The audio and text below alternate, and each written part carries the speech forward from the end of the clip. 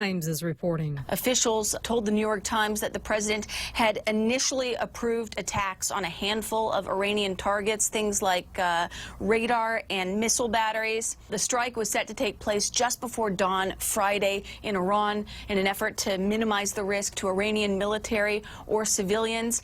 And in this report, while there are a lot of details, there are also a ton of questions. They say it's not clear whether President Trump simply changed his mind on the strikes or if perhaps the administration altered course because of some logistical or strategic issues. Another question, it's not clear whether or not the attack still might go forward. One thing that won't go forward is a flight of any U.S. airliner over Iranian airspace. The FAA issuing a ban just hours ago. The area blocked off from flights includes Iran itself, as well as parts of the Straits of Hormuz and the Gulf of Oman. A federal grand jury indicts 2 more duck boat employees for the deaths of 17 people who drowned when their boat sank on a lake in Branson, Missouri last summer. The operations general manager and the manager on duty indicted on misconduct and neglect charges. The amphibious vehicle sank at Table Rock Lake while it was out on the water. There had been severe weather warnings for the area at the time. Fox's John Saucier, the duck boat captain's already under indictment. And a federal appeals court decides a new Trump administration rule on abortion can go into effect while the government appeals lower court rulings blocking them. The administration banned all taxpayer-funded clinics from making abortion referrals and from sharing office space with abortion providers. This is Fox News. Docomo Pacific's all-new business bundles provide tailored solutions to help your business become a better business. Choose from our Business Basic, Essential, or Value bundles and get unlimited talk and text, worry-free data at home and abroad, plus access to the fastest online speeds in the Marianas. Add on mobile or broadband lines and save up to 20% for each line. Email businesssales@docomopacific.com to find out which bundle provides the best solution for your business. Terms and conditions apply. Hey, welcome to this Subway ad for the new club collection. How do you want it? I'll take a book club. Absolutely. So, last week we sunk our teeth into Subway's meaty new release, the Steak Club. I didn't finish it yet. Oh, not again, Sandra. This week it's the new Southwest Chicken Club, also by Subway. No spoilers, but there's a tasty twist. Jalapeno cheddar bread and guacamole? Sandra, get out. Subway, make it what you want. Good ending. Limited time only at participating restaurants. More protest in Hong Kong. Hundreds of demonstrators surround police headquarters early Friday morning as people demand the territory scrap a bill that would allow extradition to mainland China. Millions have marched against the bill in recent weeks. The Legislative Council suspended the proposal but has not squashed it. Country star Granger Smith reveals for the first time how his son died and how he and his wife are coping. Country singer Granger Smith and his wife Amber posted a video on YouTube confirming for the first time that their 3-year-old son River died in an accidental drowning at their home in Texas. Smith thanked first responders and fans for their love and support. He said his daughter London asked how many days that River lived. Smith thought about it, stating River lived for 1,000 days. What if you're given a gift of 1,000 days on this earth, and you could live those days barefoot, red hair flying back, on your go-kart, on your tractor, full speed ahead? If you could do that, that's a good 1,000 days. The couple says that their faith in God is helping them cope. Michelle Polino, Fox News. A federally funded study confirms, not surprisingly, that marijuana use rose in Washington state after its legalization in 2014. The proof is in the P. Scientists reached the conclusion pot consumption went up through the unglamorous work of analyzing raw sewage at a pair of treatment plants in Tacoma. But what they couldn't determine was whether more people are using weed or the same old users are consuming more of it. Another variable, the consumption of pot edibles.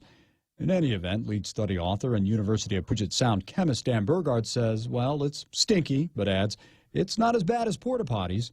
Tom Rigotti, Fox News. And hopes of an interest rate cut pushes the Dow up 249 points. I'm Carmen Roberts, and this is Fox News.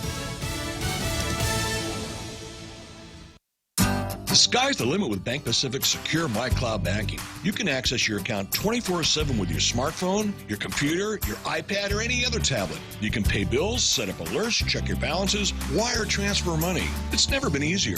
Enroll online or come on in and see one of our friendly staff. Digital Life, Digital Solutions. Bank Pacific. Bank Pacific, where others put branches, we place roots. Equal housing lender, member FDIC. Viva Bank Pacific.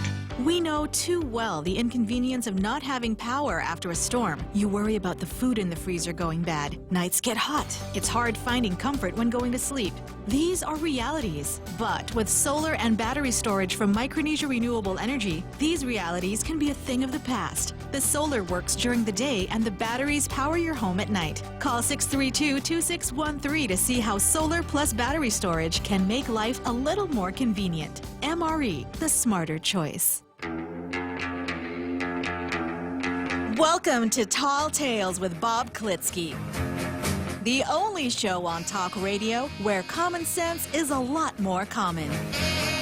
Phone lines are now open at 888-TALK. That's 888-8255.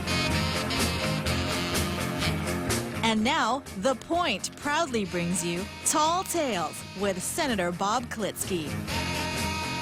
A well-regulated militia being necessary to the security of a free state, the right of the people to keep and bear arms shall not be infringed.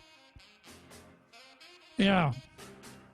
Did I get it right, Real Joe Cruz? Yep, you got it right again, sir. Yeah, Again. well, you know, practice makes perfect. Yes, sir. Yeah, if you were to come along and shake me real hard at 3 a.m., I'd probably wake up and say, oh, well-regulated. You would, sir. I probably would, yeah. That's really important to keep in mind that we do have a Bill of Rights, and the Bill of Rights is part of the governmental structure of the United States that, at least in the beginning, was set up to secure and protect individual rights. It's drifted a long way from that, from a republic to a national government. And we've really embraced a group, as you were, identity politics here in the disregard of the concept of individual rights.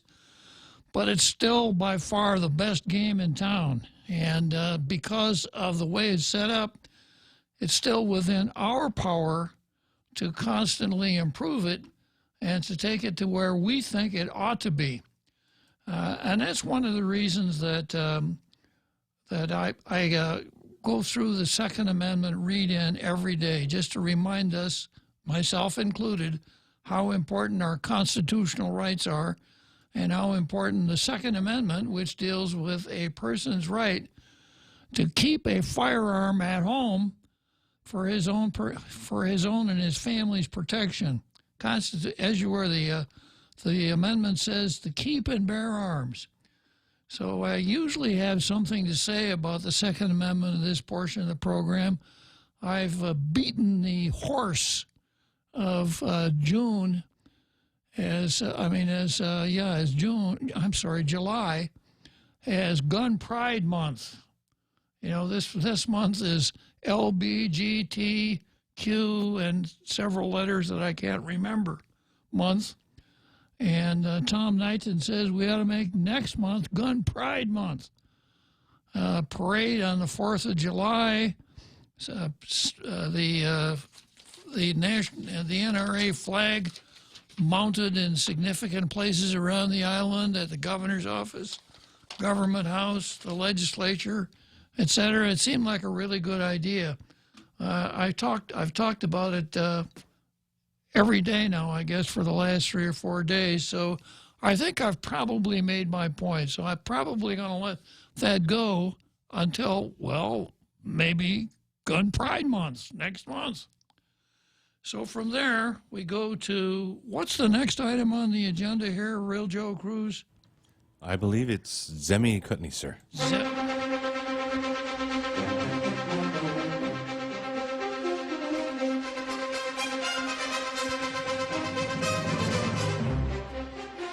The Real Joe Cruz can hardly get the words out of his mouth, and we're overwhelmed by the towering strains of the Meet the Press theme.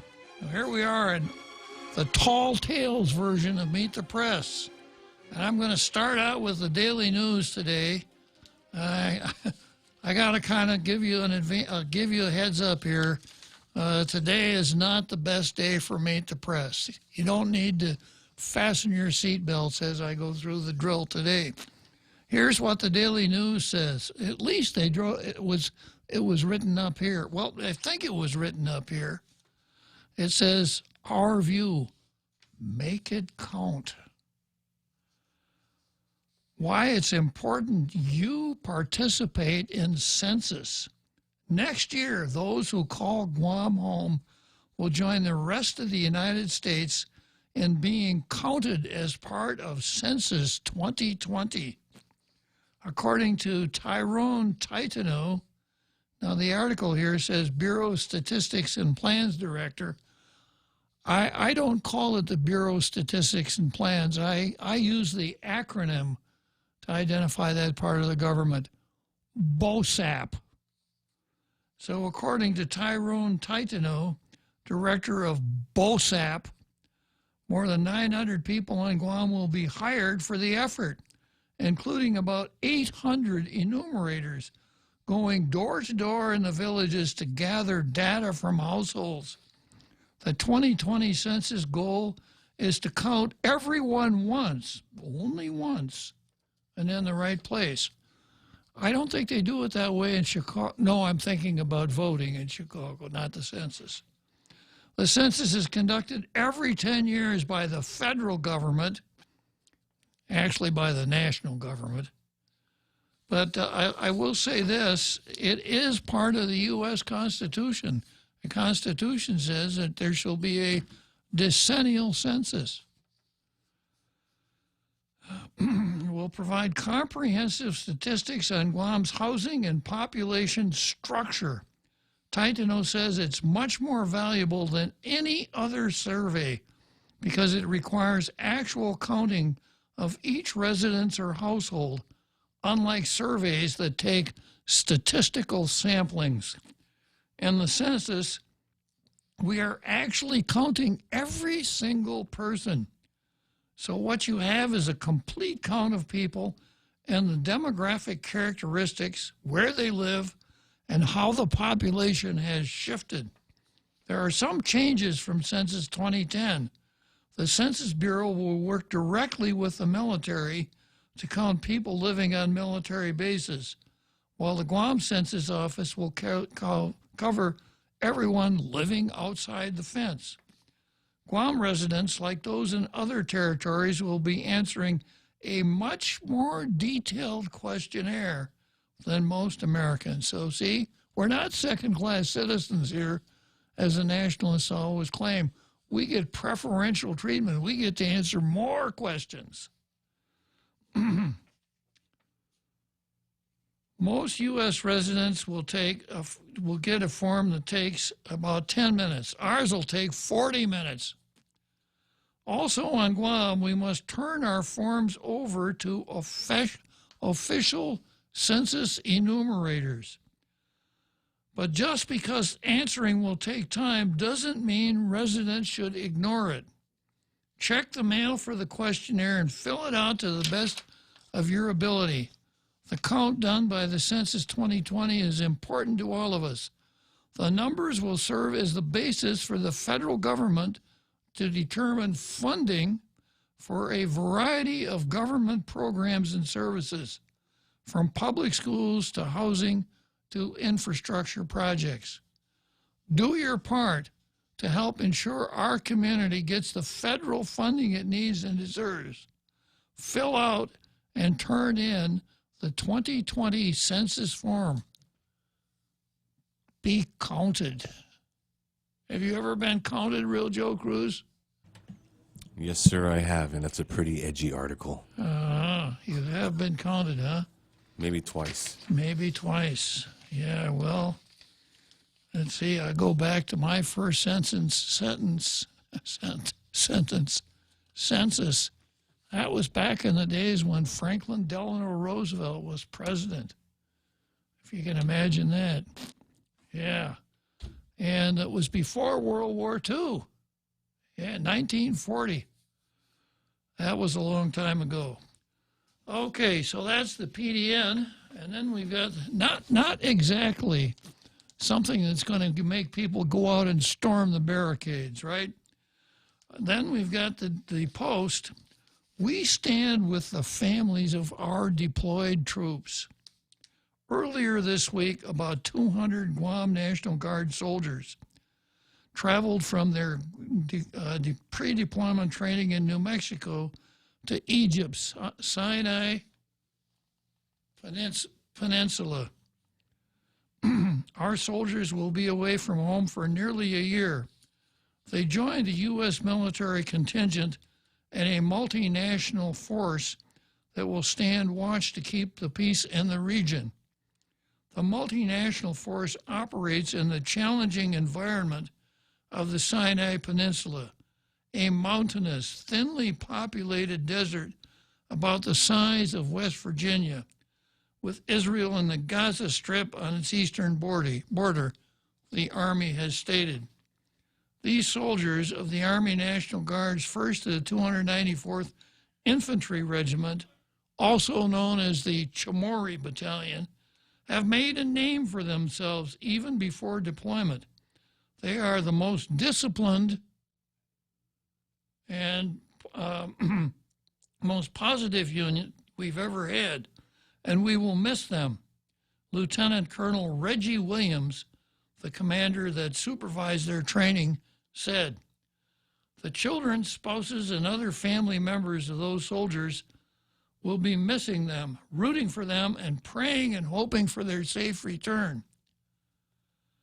We will continue to pray for their safety as they honorably serve our island and nation, Governor Leon Guerrero said after she visited them. While Guam is gearing up to celebrate the 75th anniversary of the island's liberation from Japanese occupation, the world still has conflict zones where some of our men and women in military service, whether in active duty or serving in the Guard and Reserve, get deployed. We stand with the families of our deployed troops, hoping for their safe return.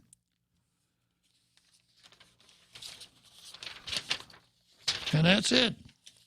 That's the Post. So, Mark, where are you? I'm going to invoke Mark's corollary here. No disrespect to the National Guard and those troops who are being deployed. I share the wishes of the Post. No disrespect to the 2020 census, but neither of those editorials has any punch whatsoever. Those are the kinds of quotations that a good news story would have gotten from someone who had a standing to raise those issues. You could have made that whole story on quotes from the director of BOSAP, and Post. Yours could have been from the Adjutant General of the National Guard. I didn't see either one as real editorial material. Maybe Marcus is going to write an editorial. Good afternoon, Marcus. Hey, good. Very good, Baruch Hashem. Before I start on about, the land and the stewardship of it by both the military and local government, I would like to just read a little bit from the prayer book of for Jewish personnel in the armed forces of the United States. A prayer? For our country. Yeah, it's God of our fathers who have salvation to nations, who gives salvation to nations and strengthens governments. Bless and safeguard our country, the United States of America, and the people who dwell therein, which includes Guam. May brotherly love ever be found among all the citizens of our land. Implant in the hearts of all the people a steadfast purpose to work as one for the safeguarding of freedom, justice, and peace. Supreme King of Kings, protect and help our president. Shield him against all sickness and injury. Grant to him to all the constituted officers of our government such wisdom and understanding that they may lead our nation in justice and righteousness. In their days and ours, may Judah be saved and Israel dwell in safety.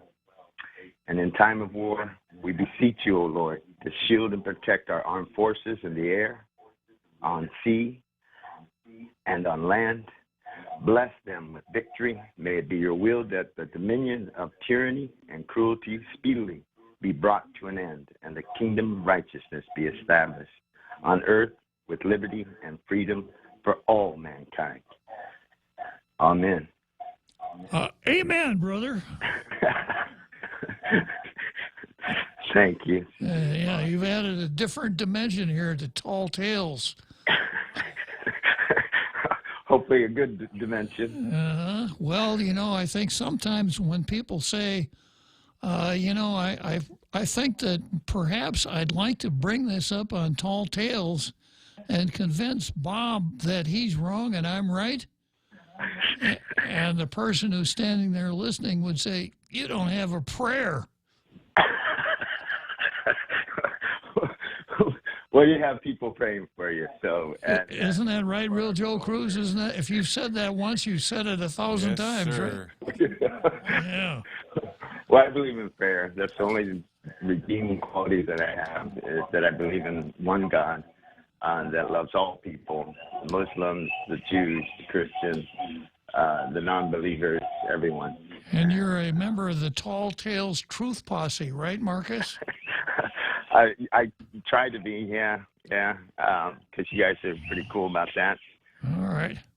Yeah, and, you know, and just on the land thing, you know, only in the last, I would say, for sure, that I've seen, since maybe when Angel Santos breached the fence, did the military start taking more seriously their stewardship of the land that they, you know, encamped us. And I thank God for them because, you know, we don't have a lot of trash on the beaches or in the jungle. You know, you don't see cars and batteries and refrigerators and stoves and things like that. So that's good. You know, during World War II, they kind of did mess up a lot of Taragi area with the turtle nesting and things like that. But since then, they've been keeping it pretty pristine.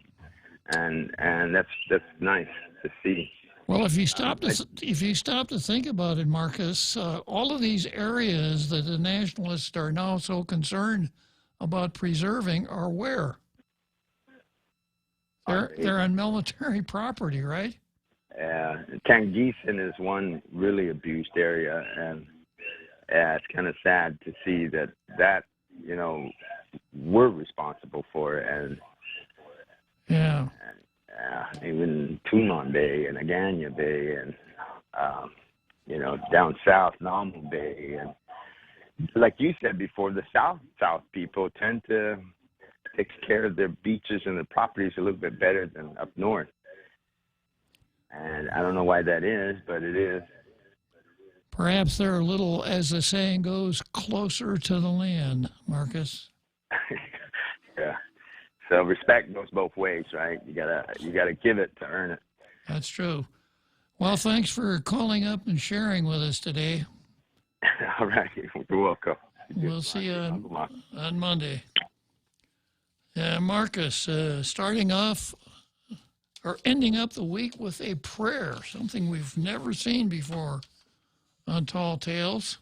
Not that we're irreligious here or that we discourage religion. It's just something that hasn't happened. Okay, so we've been through Zemi Ikotni. The next item, the next part of the program, that big program we develop for you every day, is the card. And the card is structured as though we were at a boxing match. We ought to have the real joke. Yeah, there you go. And in this round, yeah, weighing 175 pounds, on taking a one-way trip to Palookaville, Terry Malloy. All you Marlon Brando buffs, right?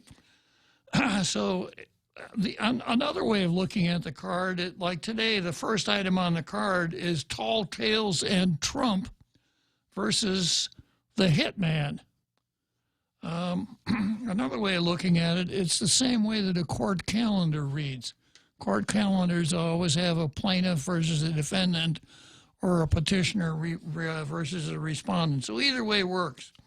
So today we've got Tall Tales and Trump versus the abortionist, as you were, the Hitman, which is just a continuation of a long card, Lou and Jane versus the Nationalists, AOC versus the Hyde Amendment, Michelle Armenta versus Jane Flores, Tall Tales versus abortion procurement, Maria Espinosa versus Lou and Jane, and Lou versus babies. Then after that, I get into some new material here, just a few short ones before we get to the main event.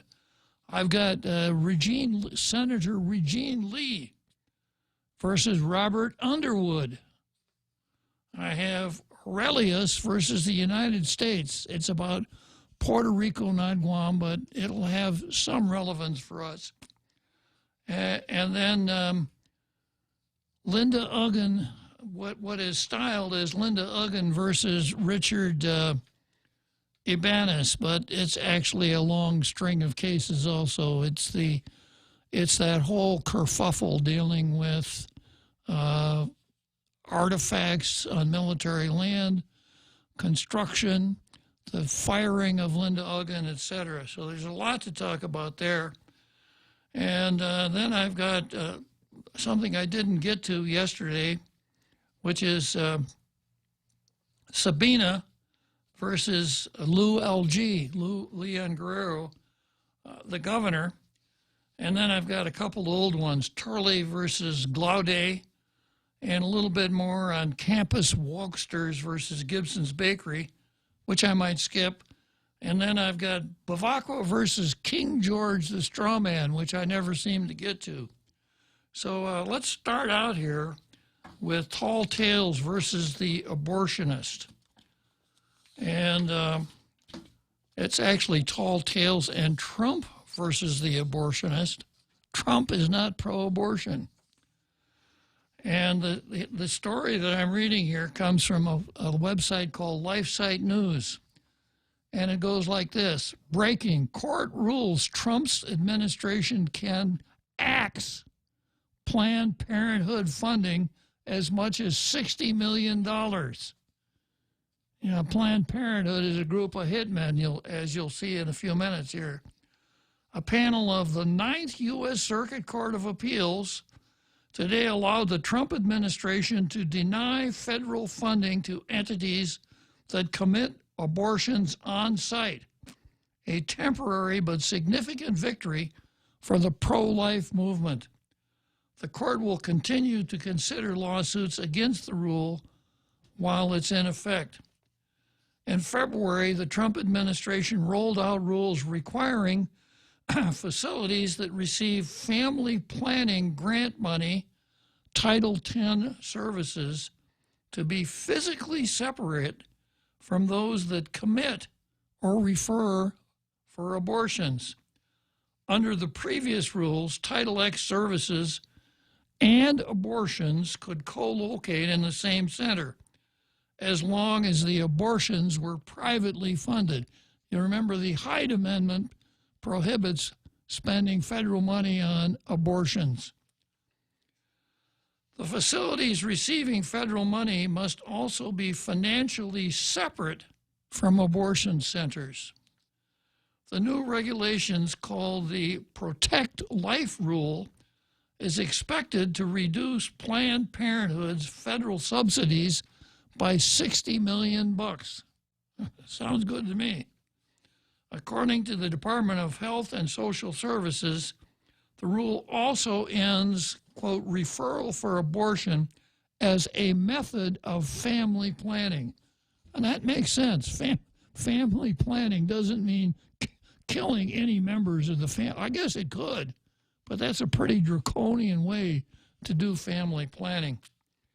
And it eliminates a requirement that Title X providers offer abortion counseling and referral and requires more complete reporting by grantees about subrecipients and more clarity about informal partnerships with referral agencies. This ruling is a victory for President Trump. And remember now, this came from a panel in the Ninth Circuit, which has been the circuit that's been the most hostile to Trump. And the majority of Americans who do not want to fund the abortion industry with taxpayer dollars, said Marjorie Dannenfelser, president of the Susan B. Anthony List. The Project Life rule simply draws a bright line between abortion and family planning, stopping abortion businesses like Planned Parenthood from treating Title X as their private slush fund without reducing funding by a dime.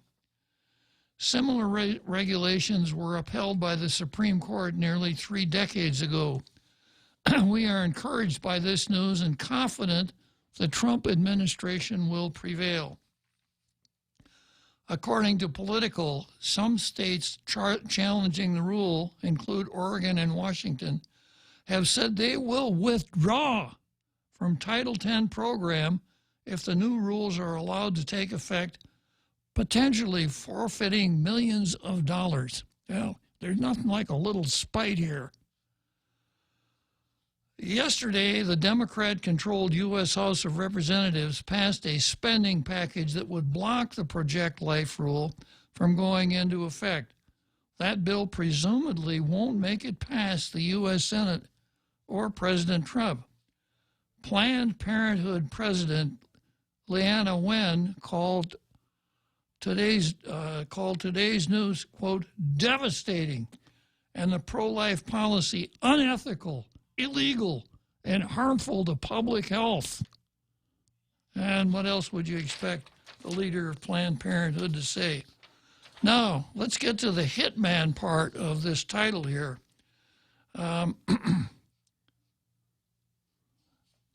I have approached the abortion matter from several different angles. I mentioned it yesterday. There's the moral, the economic angle. You know, imagine with 62 million people killed since 1973, perhaps one of those people might have been the one of those abortion, that one of those babies, had he survived.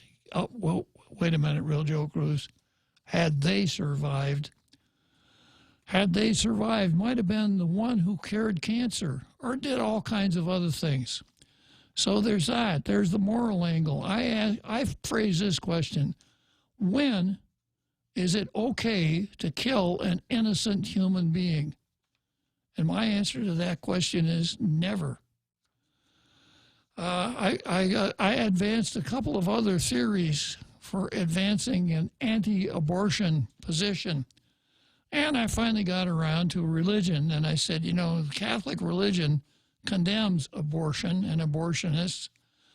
And the Archbishop of Springfield, Illinois, has put Catholics in his diocese, which is where the state legislature sits, put them on notice: you guys can't take communion because you're not in a state of grace. If you're going to pass this kind of a law, you are not in a state of communion, state of grace, no communion for you. Now, one of the things that happens in these abortion debates is that some people advance only their religious argument, and the pro-abortionists come around, hey, you know, there's such a thing as separation of church and state, but not for you guys, huh? Well, I debunked that the other day by going through the First Amendment and pointing out the purpose of the First Amendment is not to protect the government from religion, but to protect religion from the government. And there's nothing that talks in terms of church and state. It's the free exercise clause and the establishment clause, which I very clearly explained the other day. So I think it's helpful, you know, just to put religion in your back pocket and think of other, you know, some of the really important reasons that abortion is so wrong. And I'm not the only one who feels that way. I am going to enlist the words of Pope Francis, the titular head of the worldwide Catholic Church, who certainly understands the religious aspects of abortion and has spoken out quite clearly on that. But he's also looked at the secular aspect of abortion. And this is what he said. This is what appeared in Time magazine last month. Pope Francis said Saturday that abortion can never be condoned, even when the fetus is gravely sick or likely to die, and urged doctors and priests to support families to carry such pregnancies to term. Speaking to a Vatican-supported anti-abortion conference, Francis said the opposition to abortion is not a religious one. Let me repeat that. Pope Francis said the opposition to abortion is not a religious one. He goes on to say, quote, "Is it licit to throw away a life to resolve a problem?" he asked. "Is it licit to hire a hitman to resolve a problem?" So in other words, as far as Pope Francis is concerned, an abortionist, no different from a hitman. So what is our esteemed government doing? Our governor, Lulian Guerrero, she's beating the bushes for a hitman, for what Pope Francis calls a hitman, to come to Guam. And she's enlisted the aid of Jane Flores at the euphemistically titled Women's Bureau to find an abortionist and to recruit or entice or whatever, but to get to an abortionist to come here to Guam. Because apparently Lou and Jane see it as something of an emergent situation when there have been no abortions on Guam since May of last year. So Trump and Tall Tales versus the hitman, and by derivation, the hitman hunters, Lou and Jane. Okay, next item on the calendar here is Lee, Senator Lee versus Robert Underwood. And this goes to EITC, Earned Income Tax Credit. And I've been through this one more than once. I'm going to let Robert Underwood carry some water for me this time. And this is Robert's column that goes back a few weeks. He says, Guam delegate Michael San Nicolas has joined the... Oh, okay, real joke.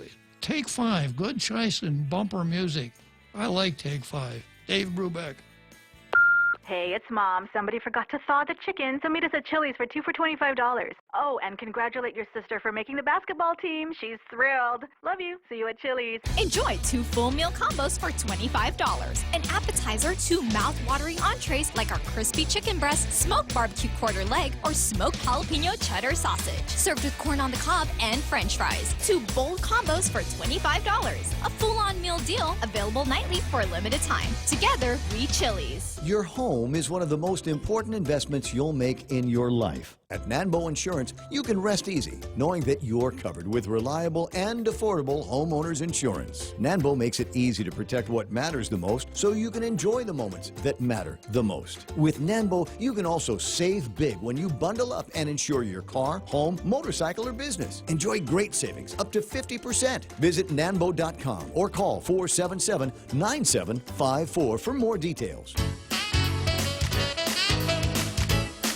We now return to Tall Tales with Bob Klitzkie, soaring over the confusion with his superpowers of truth. Call 888-TALK. That's 888-8255. Well, here we are back again.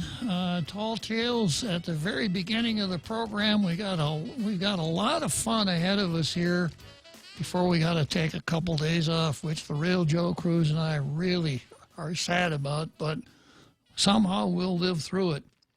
I'm just peeking at the Facebook comments here.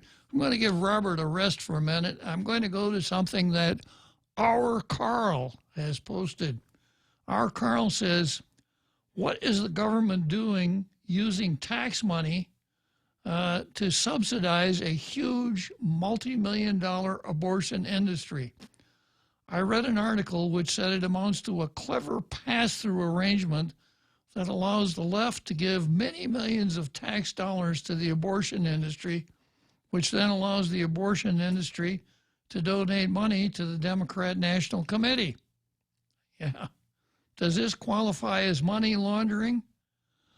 Well, if it doesn't, it ought to, because if you want to talk about dirty money, there you go. The money that is used to procure abortions, a classic example of dirty money.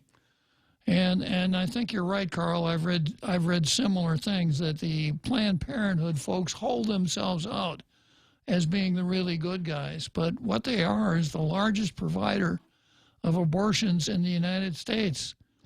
And they're everywhere. They have their clinics, so-called, everywhere.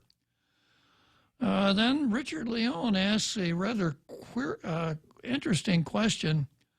Why didn't you mention the separation of church and state at the old teacher strike long ago with Calvo and Bishop Flores over a pay raise? Why didn't I mention it? I guess it's because I wasn't doing tall tales back in those days. That was way back in the 80s. That was before we even knew there was such a thing as tall tales, Richard. But I think you got to refresh my recollection. Did Governor Calvo, that is Governor Calvo the First, did he enlist Bishop Flores in his quest to end the strike? I don't remember. Could be. And while we're on the subject here, Joe Cruz corrects me, and rightfully so. Joe Cruz says it's not dirty money, it's blood money. Good call, Joe Cruz. And then Linda Gabriel points out it's against the Sixth Commandment, thou shalt not kill. And it's interesting, you know, we have our 10 Commandments, and probably most civilizations haven't called it the 10 Commandments, and they don't have the story about Moses and the tablets, but almost all civilizations have something quite similar to the 10 Commandments, you know, a short set of rules to live by. And my analysis of that is that when people start living together, they realize that there have to be certain standards of conduct that allow them to thrive, and like the 10 Commandments. But anyhow, good posts, you guys. I'm glad to hear that you're chiming in and helping me out with this abortion deal. You recall that I did submit a bill to the legislature on Tuesday that would prohibit using any government resources or money to go out and procure a hitman, that is an abortionist, whether to recruit him to be a government employee or just entice him to relocate to Guam. And if you have the ear of a senator, you might bend it and put that message in that senator's ear. And I also sent out an email to folks on my mailing list pointing out that you could go to the legislature's website and you get a phone number and an email address for every senator. And it would be very helpful if every senator it were suggested that, you know, you guys really ought to think about introducing this bill or repealing the bill that's in place right now that prohibits abortion. You know, I kind of went into that the other day. The bill has never been, although it was declared unconstitutional, it's never been repealed by the legislature. So it's the last time our legislature spoke on the subject of abortion. It passed unanimously, 21-0, and it said life begins at conception and ends at natural death. And to take it and be in at any time an abortion is a crime. So I'm going to stay with this for a while because I think it's such an important issue. But so much for today. Now I'm going to go back to Robert Underwood and his column where he says, it's easy to blame the feds for EITC costs. Get somebody online here? Somebody just calling in, okay. Guam Delegate Michael San Nicolas has joined the information bandwagon along with Governor Lulian Guerrero in explaining the earned income tax credit as some sort of, quote, unfunded federal mandate. This is Jim Rohr? You sure it's not Tim Rohr? Jim Rohr. Okay. Good afternoon, Jim. Yeah, no, it's Tim. I don't know. I every time I call, everybody thinks I'm Jim, and I say Tim. Uh-huh. Anyway, whatever. Well, good, because I don't know a Jim Rohr. Right. I don't think I know one either, to be honest with you. But anyway, so I don't get to hear you very often. So you might have already covered this. But how many doctors do we have on Guam, you think? I'm guessing around 300. I think you're about right. I remember seeing a magazine or whatever with all their names in it. And how many of those would be OBGYNs? I don't know. I'm just guessing 25 maybe. Yeah, maybe that many, maybe less, but somewhere in that ballpark, Tim, yeah. So it's not that we don't have a lack of doctors. Now, if abortion is really just simply women's health care, it's just a medical procedure, why do we have to look outside of Guam when we've got 25 people that are licensed to do it? 25 local people to do it, local doctors. Why do we have to find somebody else? It's a facetious question, as you know. Yeah. If it's just health care, you know, why won't these doctors do it? It's just health care, right? Maybe Tim, they're anti-female. Maybe they're misogynists and they just don't like women, and they don't want women to have control over their own bodies. Yeah. Okay. Or maybe it's not health care. An even more logical conclusion, Tim.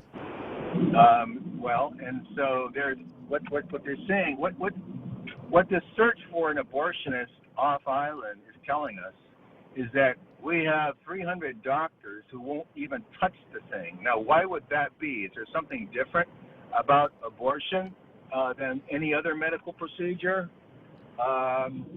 We're led by people like the governor and her ilk that it's just health care. There's nothing different about it. It's just a clump of cells. Women have a right. It's just health care.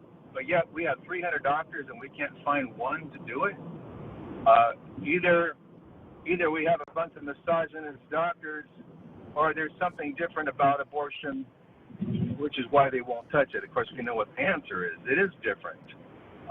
And what's interesting is to watch how James Flores and the governor are telling us by their actions that it's different, by the fact that they've got to go look for a doctor, that there's not a single doctor on Guam that will do it. There must be something really wrong with this that no legitimate doctor on this island even wants to touch. And it has nothing to do with being Catholic or being in a Catholic community, because as you know, Guam had no problem with permitting up to 600 abortions a year for decades, with the church hardly opening its mouth about it. Plus, as far as I know, all the OBGYNs I know aren't even Catholic, including Dr. Tom Shea, who's the premier, I guess, OBGYN, and he's more pro-life than the church. He sure is. So anyway, they're telling us, the governor and Jane and all these people, they're telling us that there's something really different about abortion, and that we have over 300 doctors on this island that won't even touch it. That's the real message here. Well put, Tim. Well put. Thanks, Bob. Thanks a lot for calling, Tim. Yeah. Yeah, so Tim Rohr, sometimes known as Jim Roar. Yeah, I didn't know I opened the Tim lines. Uh-huh. Tim lines were open. Yeah. Well, you know, it's like this guy Tom Toole that called one time. Remember that? Yeah. Okay, so we got a break coming up here. Just 10 more minutes till that big halftime show that we've all been looking forward to. Let's go for a drive. Let's take a stroll. Let's gallivant. Let's go cruising. We all have different ways to describe how we get up and go in our cars. But whatever you may call it, you can do more of it when you save 6% off your fuel purchases at any Shell station when you use your eligible Bank of Guam Visa and MasterCard credit cards. So stop by any Guam or CNMI Shell station and start saving today. Visit bankofguam.com for more information. Terms and conditions apply. Bank of Guam, the People's Bank. Member FDIC.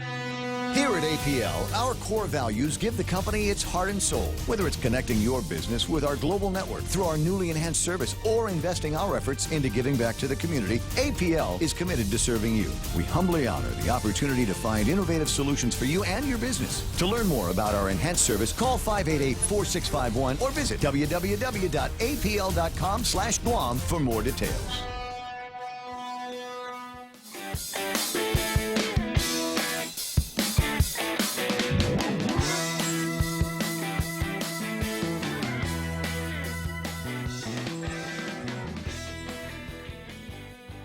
Okay, so here we are again. I'm seeing some other interesting stuff popping up here on Facebook.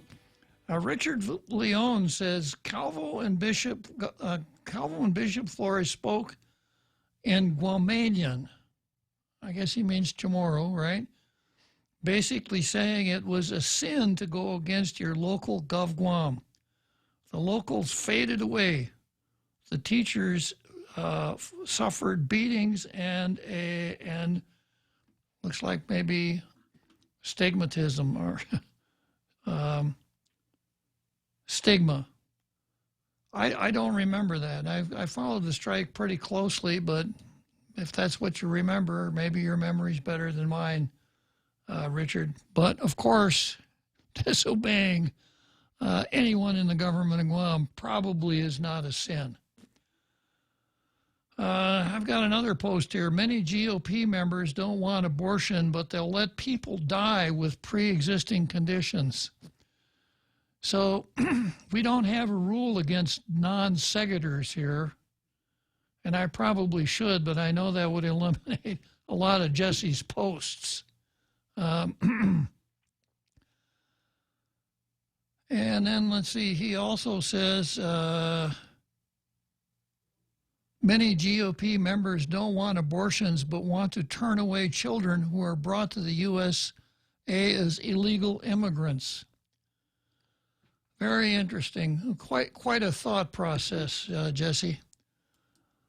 Okay, and now I got Chris on the line. I bet you this is Chris Duenas. Afternoon, Chris. Bob, you're good. Telepathy, Chris. So I didn't catch the entirety of the card today, but in reading some of the latest breaking news, there was a meeting held with the governor and I think 13 senators. I wonder who the two that didn't attend. And supposedly now there's a surgical call for a pause to a certain area of the military construction related to the buildup.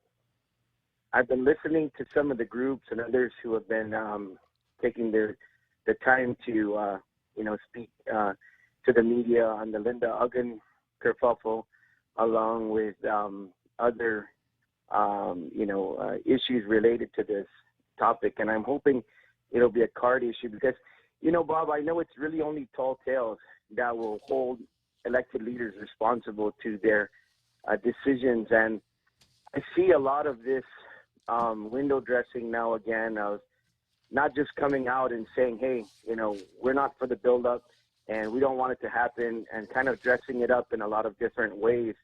And I think it's kind of,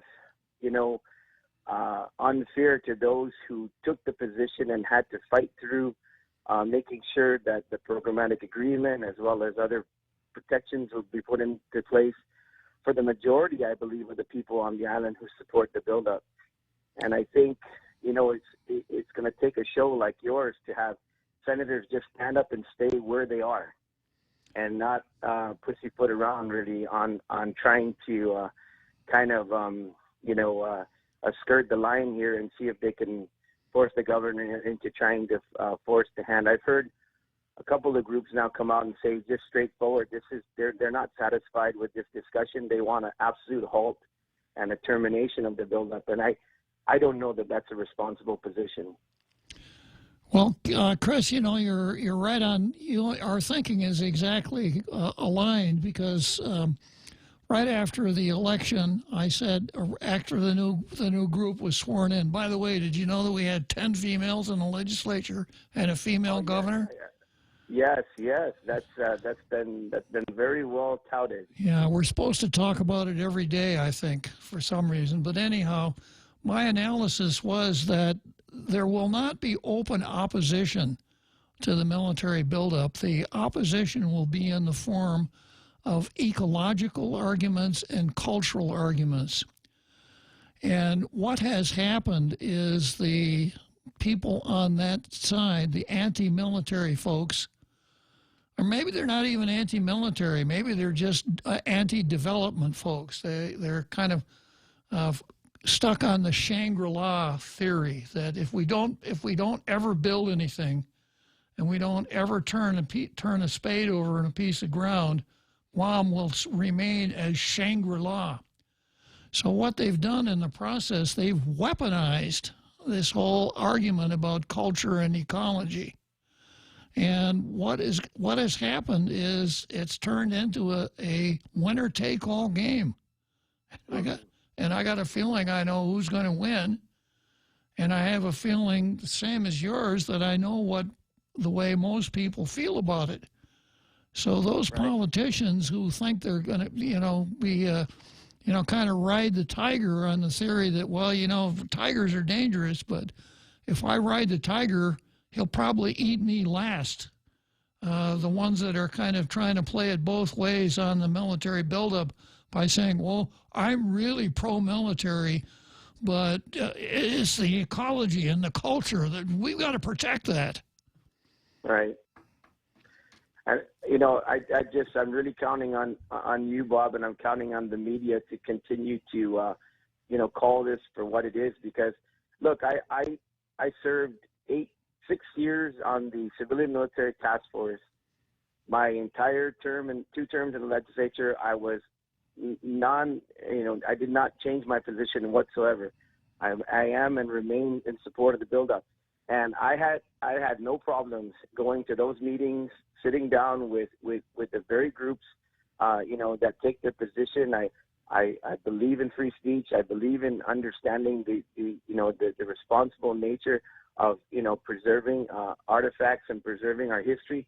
But there's a balance to it, and it's kind of making me a little ill watching what I'm seeing, because I think it's really, really important now more than ever that we really hold these leaders accountable, especially in the environment where they have absolutely no solutions for any type of fiscal responsibility or any type of fiscal enhancements and economic development for Guam. It's all talk. And so the bottom line is that a lot of people, and I'm going to say myself not included. I have my own little small business that doesn't involve on the military buildup. The fact of the matter is I'm talking about the entire economy of Guam, jobs for our people, and security for our island. And I've taken the same position the whole time. But watching this little game again, just because I've seen it before, got me a little riled up. Very good, Chris. I'm really glad you called. So let's enjoy that big halftime show. And thanks again for calling and supporting the show. Sounds good, Bob. Let's keep on these guys though, because nobody should get away with that. You're either for it or against it. If you're saying you want it to be halted and stopped, come out and say it. Good enough. Thanks, Chris.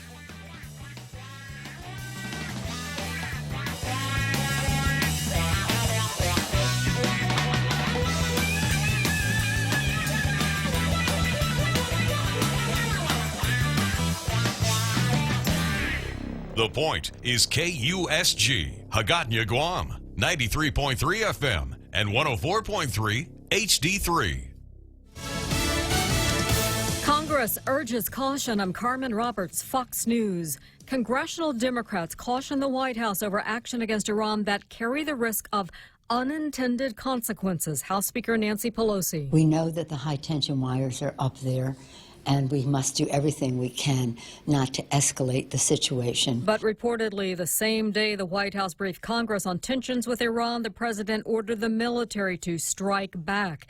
The New York Times reports that President Trump made that order yesterday, but abruptly changed his mind. Fox's Kristen Fisher has more on the Times report. According to a senior administration official, planes were in the air and ships were in position, but no missiles had been fired when the word came to stand down. Officials told the New York Times that the president had initially approved attacks on a handful of Iranian targets. The strike was set to take place just before dawn Friday in Iran. The Times reports it's unclear if the president has just delayed the attack or canceled it. Meantime, President Trump says he'll veto any congressional resolution aimed at blocking arms sales to one of Iran's enemies, Saudi Arabia. The White House issued a statement saying that such a resolution would send a message that the U.S. is abandoning its partners and allies just as threats against them are increasing. The Navy says it won't drop murder charges against SEAL Edward Gallagher despite yesterday's bombshell testimony. Special Operator First Class Corey Scott says he was the one who took the life of an ISIS prisoner, but he did it out of mercy after the prisoner was unexpectedly stabbed by the defendant, Special Ops Chief Edward Gallagher. Prosecutors say Scott is lying about his admission and changed his initial story. Fox's Gernal Scott reporting. This is Fox News.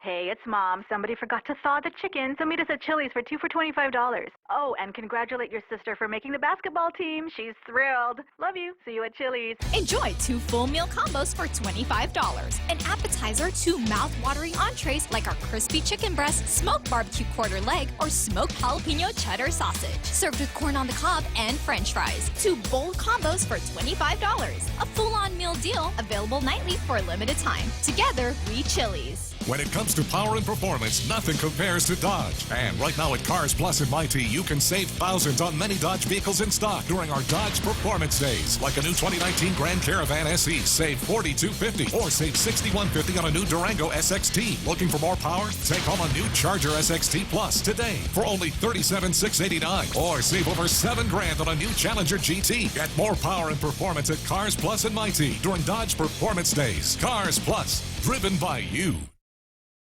Some high school athletes in Connecticut sue the state, claiming it's giving transgender athletes an unfair advantage. The 3 students filed a federal complaint with the U.S. Department of Education claiming Connecticut's policy regarding transgender athletes violates Title IX, the federal law aiming to ensure students equal access to opportunities regardless of their sex. Only one of the 3 athletes was named in the complaint. That's Selena Soul. This complaint calls for transgender athletes to be banned from competing in the category corresponding to their gender identity, claiming that allowing them to do so results in boys displacing girls in competitive track events. It's the latest effort to challenge inclusive policies for transgender students in sports and other aspects of school life. Matt Napolitano, Fox News. Georgia executes Marion Wilson Jr. Happened last night. He was convicted of the 1996 shotgun murder of a man. Wilson's death brings the total executions in the state to 1,500 since the Supreme Court reinstated capital punishment.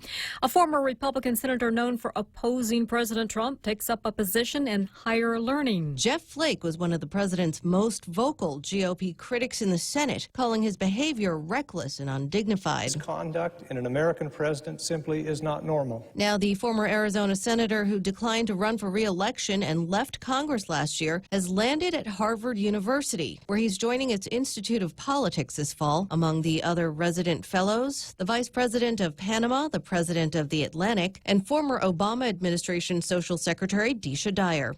Lillian Wu, Fox News. A Michigan man who won more than $30 million in the Mega Millions lottery loses half of it in a divorce settlement.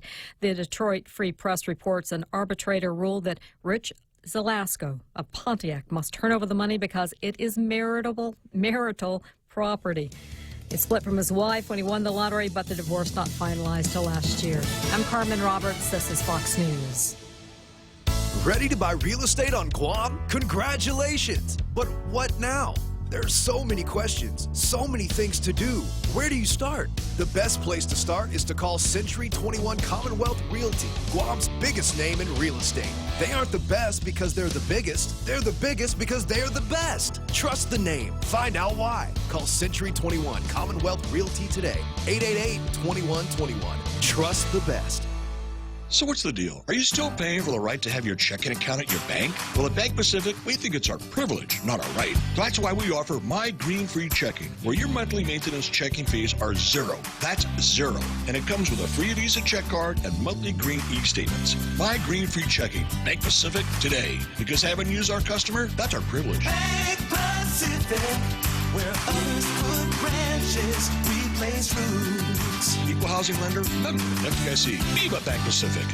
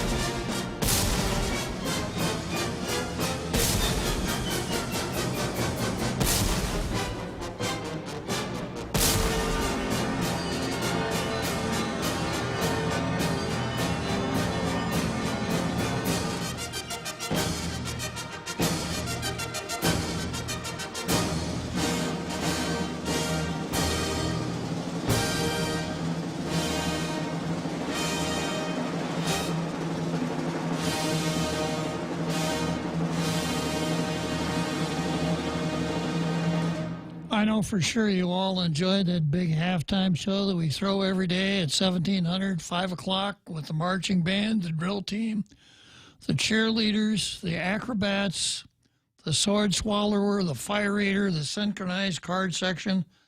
It's quite a show. So here we are back again. This is the second half of Tall Tales. I'm going to give Robert Underwood a little bit more of a rest here. I see a lot of stuff on Facebook. And these Facebook comments are always a little bit more poignant when they're fresh. Sometimes when, if I wait until the end of the program, it's hard to know what exactly a Facebook comment relates to. So going back here, and let's see, I've got...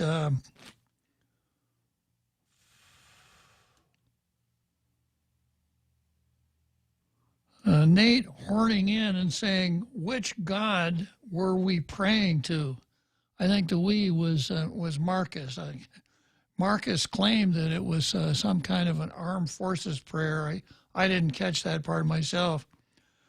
And then Carl chimes in about the abortion industry, which we talked about. And Joe Cruz, when talking about Planned Parenthood, said it's not dirty money, it's blood money. And then Carl Borja comes down and says, as well as the 14th Amendment, Section 1, nor shall any state deprive any person of life. And then Richard Leone, I've already commented on that. And then Linda Gabriel comes back and says, yes, abortion is not like Guam. It's unbelievable. And then a couple of non-sequiturs here by Jesse Limtiaco talking about pre-existing conditions and illegal aliens. Linda Gabriel bracketed in between saying, I would rather die and have my baby alive. But I had a stillborn. And then Jesse Limtiaco says, do Second Amendment advocates support advocates of the 14th Amendment? I wonder who your writer is there, Jesse. Is this kind of a Saturday Night Alive approach to tall tales? First of all, of course, I don't speak for Second Amendment advocates, although I am one, and I haven't polled them to find out if they're advocates for the 14th Amendment. But I have to point out to you that the first 10 amendments are not the same as the rest of the amendments. The first 10 amendments protect what are called negative rights. As an example, the very first of the amendments says, Congress shall make no law respecting an advocate of establishment of religion, etc. The Fifth Amendment, no person shall be held for capital or otherwise infamous crime. The Third Amendment, no soldier shall in time of peace, etc. So the first 10 amendments are known as what is called the Bill of Rights.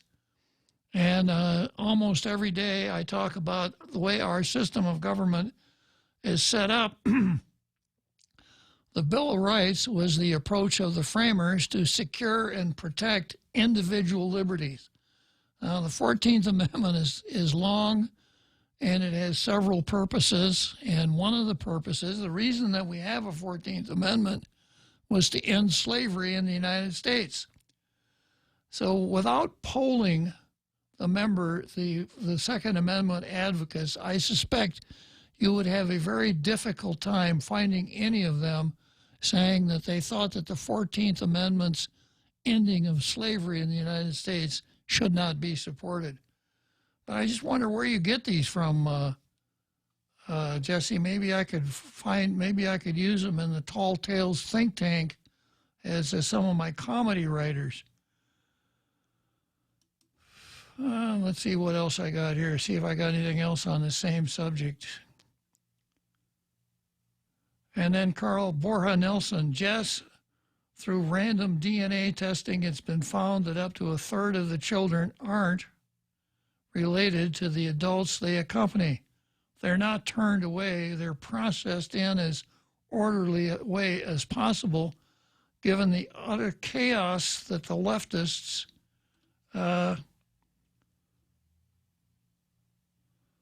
in Mexico, Central and South America have encouraged, and in the United States too, Carl.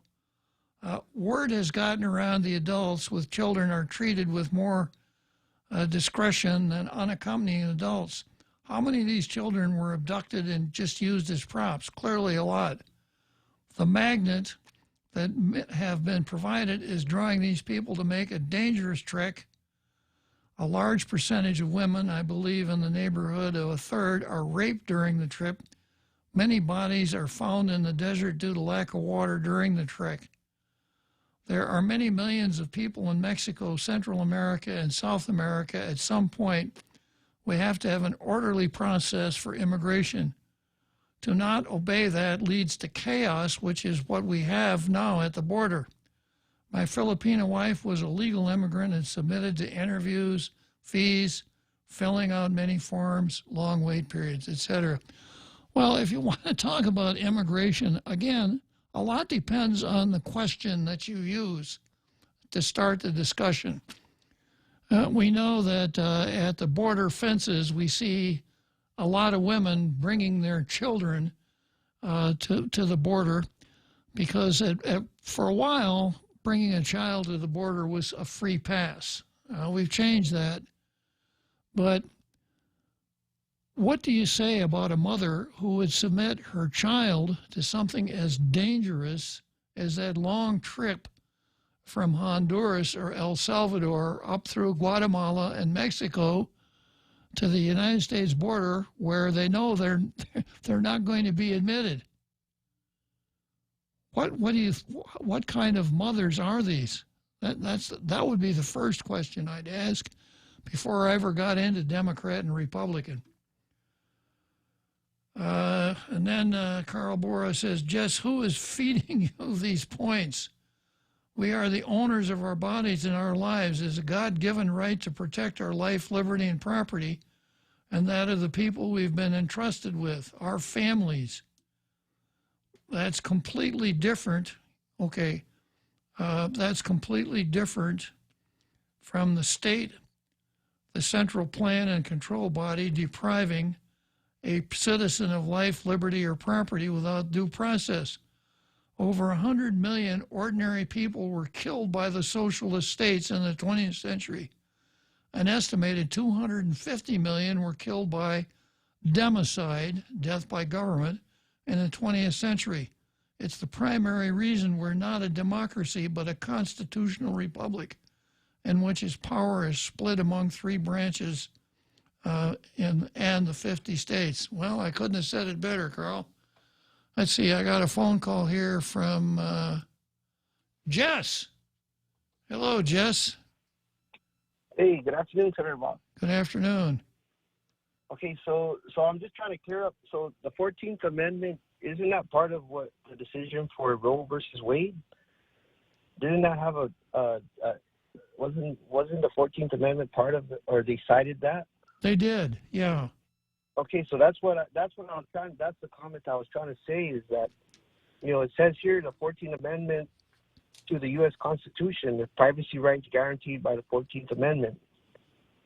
The court ruled in a 7-2 decision that a woman's right to choose an abortion was protected by the privacy rights guaranteed by the 14th Amendment to the U.S. Constitution. I hate to pull you away from your talking points, Jess, because you seem to have them down so well. But the Second Amendment is part of the Bill of Rights. Okay. Not the 14th. Well, and this privacy right appears nowhere in the Constitution. It's something that the politicians in black robes made up. But go on. I mean, but isn't the 14th Amendment the same thing that was cited in the Dave Davis case when they said, that about the election and all that? So I'm just trying to say, are you trying to say the 14th Amendment has no bearing, or I'm just kind of confused here, Yeah, well, you've come to the right place to end your confusion, Jess. I'll give you that. The 14th Amendment has an equal protection clause and a due process clause. And the decision in the Dave Davis case were based on the equal protection part of the 14th Amendment. I have been a severe critic of the Supreme Court as it interpreted the 14th Amendment to the Constitution, including on the first appeal of the Dave Davis case. Now, you don't know anything about that because it's not one of your talking points. But in the first Dave Davis case, Francis Gatewood ruled that the case was not justiciable because the question wasn't ripe, one, and two, because the so-called plebiscite really had required no governmental function. It was basically just a public opinion poll.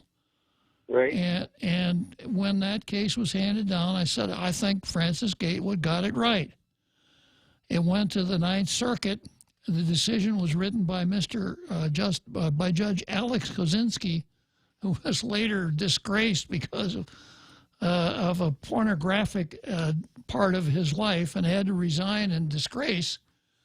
But Klitzkie wrote an opinion reversing Francis Gatewood. It was a 2-1 decision. Again, I sided with the defense, and it came back to the District Court of Guam. The second Dave Davis case had some different angles to it, and in that case, the Judge Gatewood held that the 14th Amendment Equal Protection Clause was violated by the construction of the plebiscite. That case is now on appeal. So, it's a little bit more complicated in saying something like, well, do you believe in the 14th Amendment? Right, but it's just funny because it almost sounds like you're discrediting the 14th when you're comparing it to the Second Amendment. No, I'm not comparing it. That's the point. I'm not comparing it. You either love the Constitution or you don't. That's how it seems. You know what I mean? Whether it be 1 through 10 or 1 through whatever, how many it may be. It just seems like you cherry pick people try to cherry pick which parts of the Constitution that suits their how do you say this, that suits their ideology or whatever it is, you know what I mean? Well, and it's always been that way, and that's why we had Jesse. That's why we had Dred Scott versus Sanford as a student of the Constitution. I'm sure you remember that, and I'm sure you remember what happened after Dred Scott versus Sanford was decided. So that the Constitution is not something like, a matter of religious faith. It's not something that's seen as infallible. There have always been arguments about the proper interpretation of the Constitution. And the fact that we have the First Amendment that allows freedom of speech, freedom of the press, etc., that allows us to have these arguments and interpretations is the greatness of the Constitution. It's not a parlor game, Jess. Right, but it just, I don't know, for me, this whole thing, it just seems like, I mean, from abortion to, if the court says that abortion, the highest court in the land says that abortion is, you can do it, I guess, you know what I mean? It's not unconstitutional or whatever to do it. I mean, I think you may not like it, but I think we should respect it. Just as I may not like the Second Amendment and the way people interpret it, but I have to respect it, right? Because that's the Constitution. Well, I don't know if you have to respect it. I think you have to. I don't think respect is the right word. I think you have to acknowledge it. Okay, then acknowledge it. I mean, I have to acknowledge it because it's there. I acknowledge the Equal Protection Clause of the 14th Amendment almost every time I launch into one of my tirades about abortion, because the court in this particular case read something into the 14th Amendment that nobody ever saw before. Yeah, I don't know. I'm just reading the history about the privacy rights guaranteed under the 14th Amendment. Well, you find those privacy rights when you find the privacy rights. Call me up and tell me where I can find them. Well, I mean, it's well documented in history. I mean, I guess I could try to call back some other time, but I mean, I'm pretty sure they would have. If you're saying that it's not in there, then why does Roe versus Wade stand or still stand? You know? Because it was a matter of the politicians in black robes using their legerdemain and creativity to reach a result that they liked. It had really nothing to do with the law. Yeah, well, I guess it's interesting now because Trump elected a guy. Trump put a guy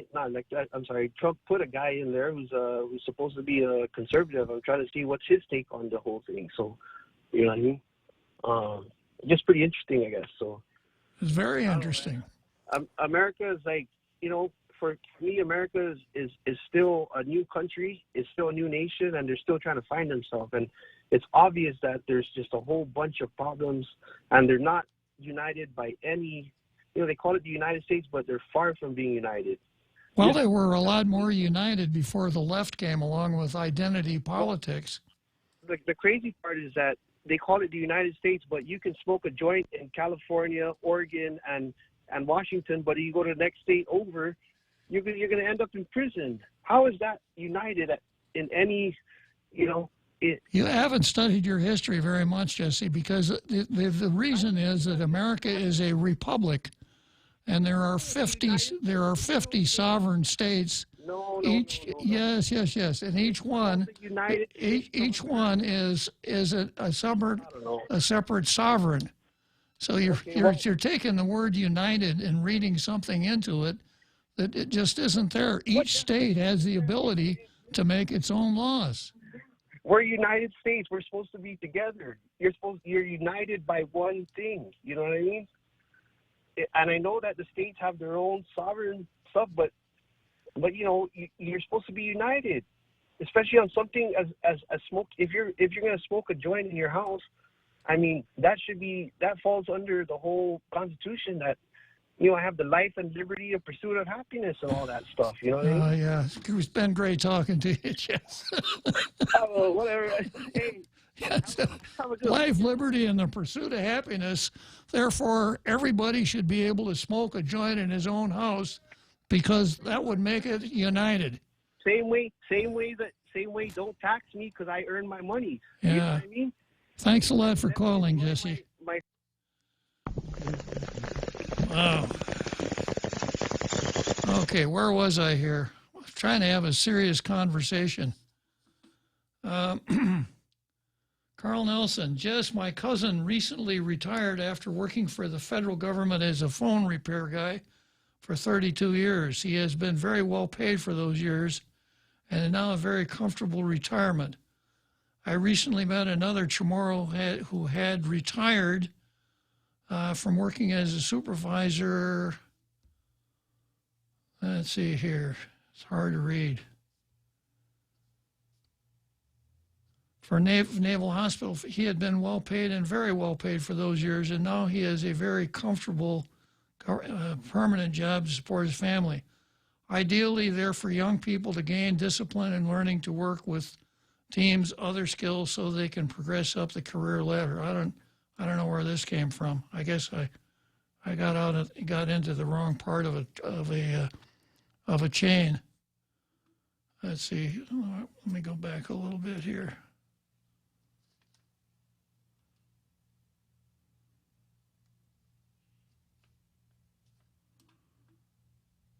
Okay, here we go. Jesse, if Americans stopped demanding and consuming drugs, maybe drugs would stop coming over the border. If Americans stopped hiring illegals, maybe they'd stop trying to come here. Is it too much to ask to respect the 14th Amendment the way many conservatives respect the Second Amendment? I think we just had that conversation, didn't we? They're not cut from the same cloth, Jess. They have different purposes. Jesse Lemtiaco, I guess you're missing the point? It's either you are pro-life or not. Okay, well, I know where I am. I'm pro-life, but I'm not quite so fancy. I say I'm anti-abortion. And then Joe Cruz jumps in and says, glory, glory, hallelujah. And then he says, Chris needs a nap. Joe, some of these guys are quick to spot the necessity for a nap, huh?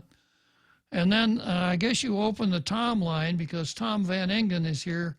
Thanks for opposing state-sponsored search for a hitman to kill Guam babies. Amazing. I agree with Tim R.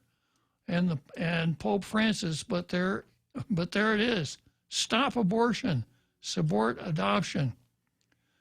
And then Carl Nelson says, cages. Have you seen the videos? Somebody said cages? I guess I missed that. Probably Jesse meant something about cages. Have you seen the accommodations they've been given? They're decent, clean facilities to process them while a legal process is going on. There are over 7 billion people on Earth. America is about 5% of that. We have limited resources, and let's see,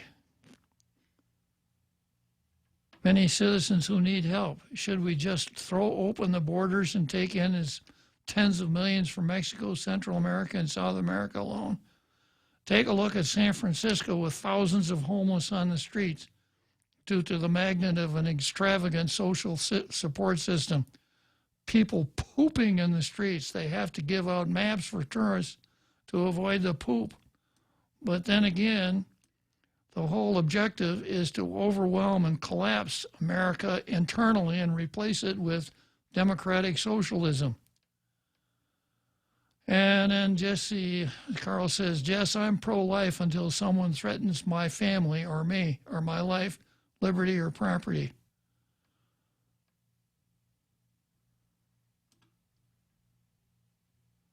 Joe Cruz, is the Johnson Theater still open? I don't know why that's important. You probably don't, never saw the Johnson Theater, right, real Joe Cruz? I don't believe so. The Johnson? Wasn't that nudie theater?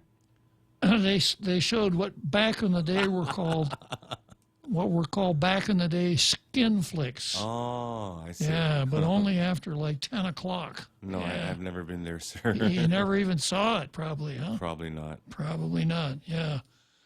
No, the Johnson Theater is not still open, Joe Cruz. This isn't you that's asking this, although it would be a kind of question that could easily come from you. Okay, so let's see, 5:30.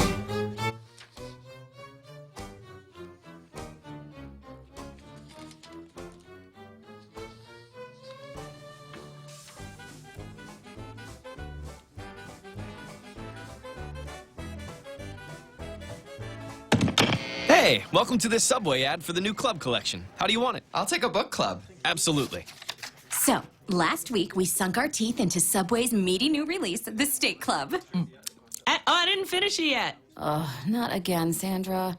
This week, it's the new Southwest Chicken Club, also by Subway. No spoilers, but there's a tasty twist. Jalapeno cheddar bread and guacamole? Sandra, get out. Subway, make it what you want. Good ending. Limited time only at participating restaurants. Discover a new galaxy. GTA introduces the new Samsung Galaxy S10 in 3 different sizes. The Galaxy S10 comes with cool new features like Power Share that allows you the ability to share your battery power with other devices. Or you can capture a wider world with its new camera featuring an ultra-wide lens for when you need to take pictures of the whole family. And with GTA handset payment option, you can take home a Galaxy S10 for $0 down. GTA, we start with you.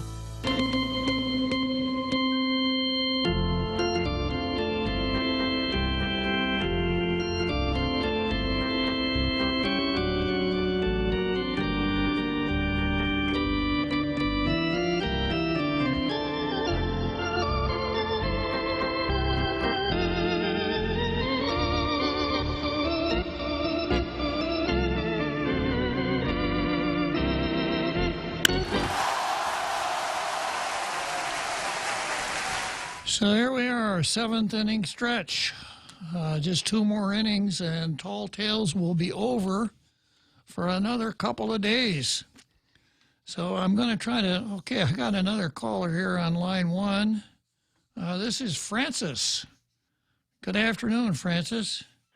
Good afternoon, sir. You were talking about the Johnston Theater. Uh-huh.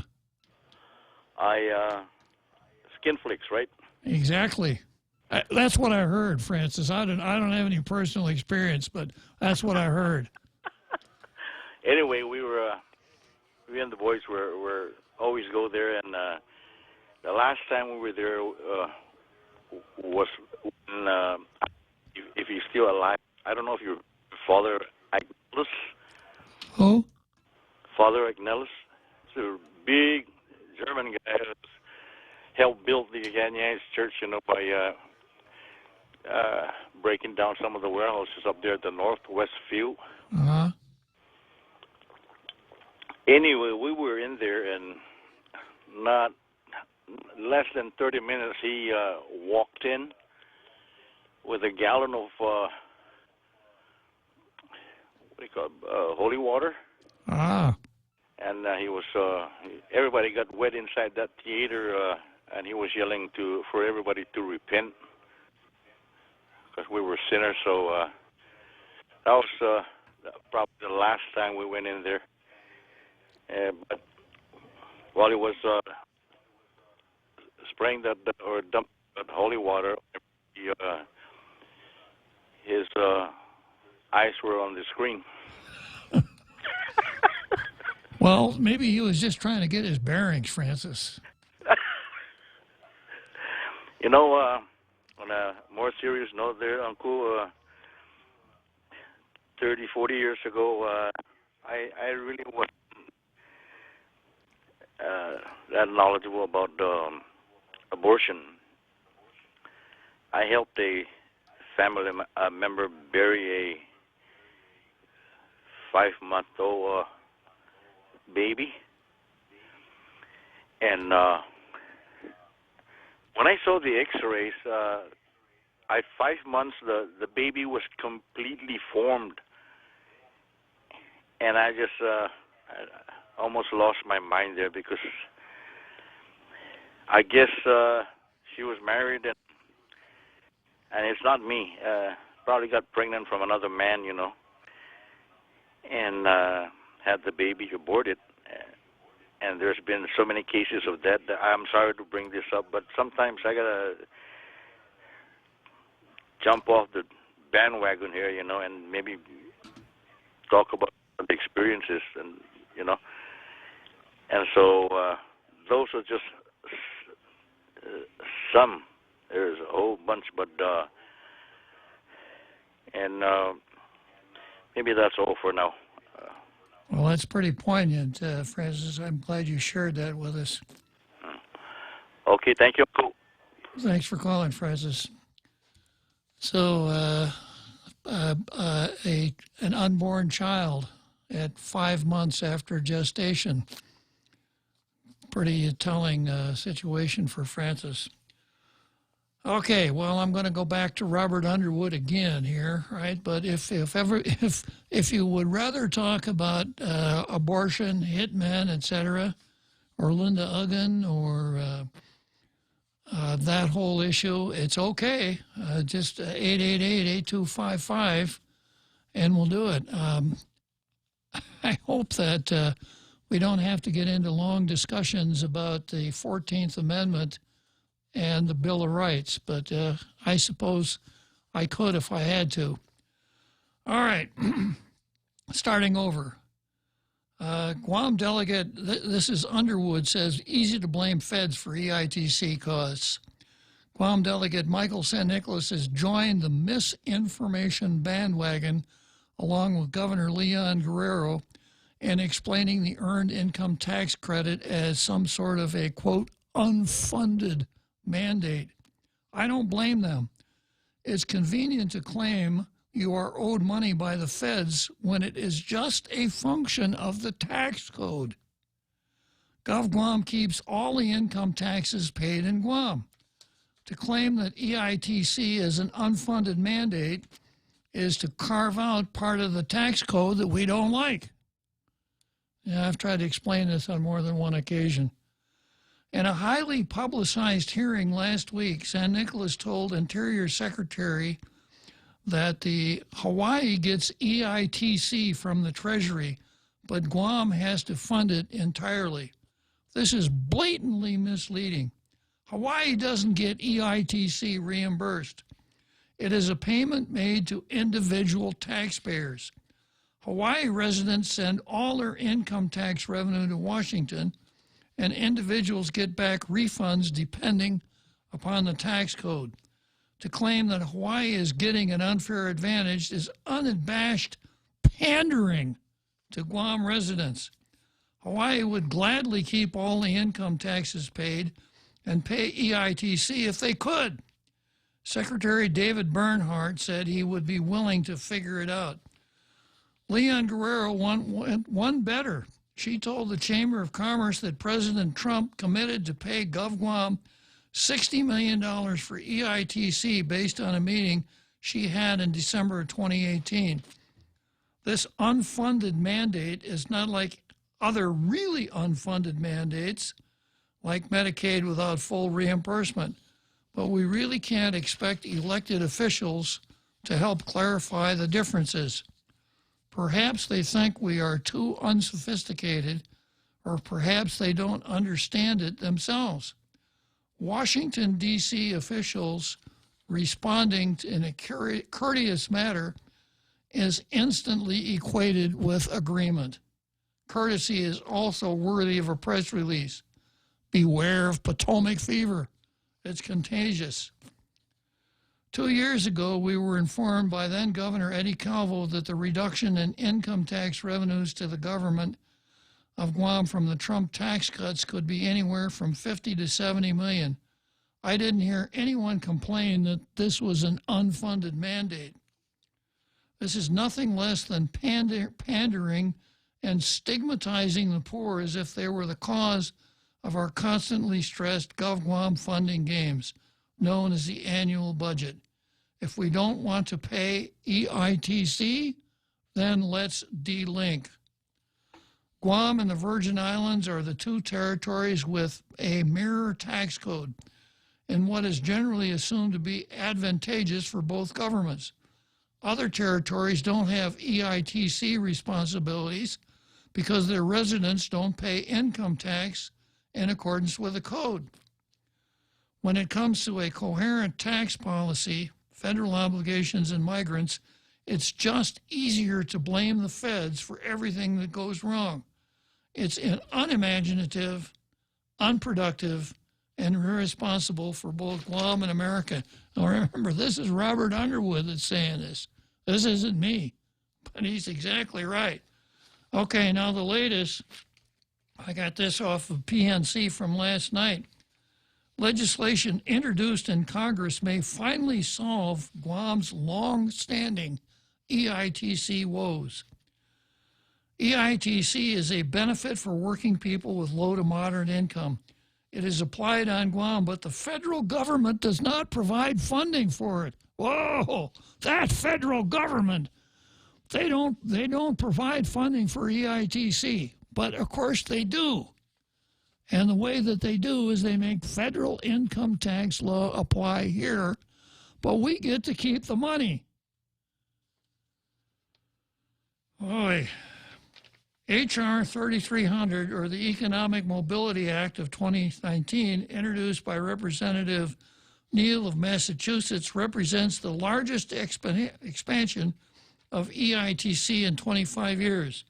It also instructs the Secretary of Treasury to pay EITC sums to U.S. territories with a mere tax system like Guam.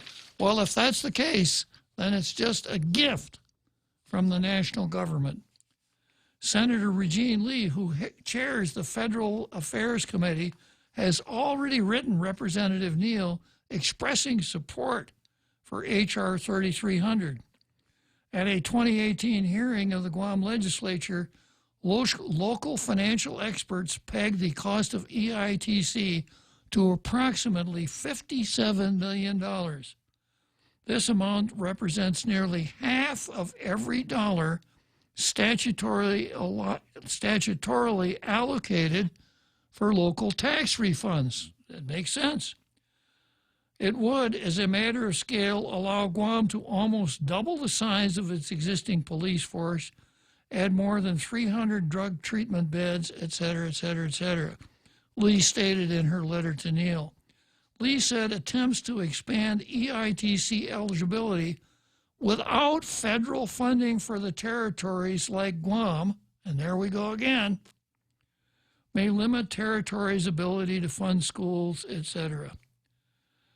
But the inclusion of the language that instructs the U.S. Treasury to make payments to the possessions, Guam's not a possession, it's a territory. It was a possession before 1950. To the possessions that relate to the cost of each possession's EITC significantly advances the economic mobility of Guam's working families, Lee said.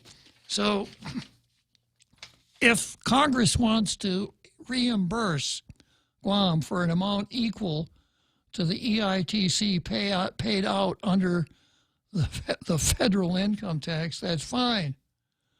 And if a congressman is dumb enough to not be able to understand it, I probably won't tell him. But the EITC is not an unfunded federal mandate. Now, when San Nicolas introduced the bill that Underwood so roundly criticized, I talked about that a little bit.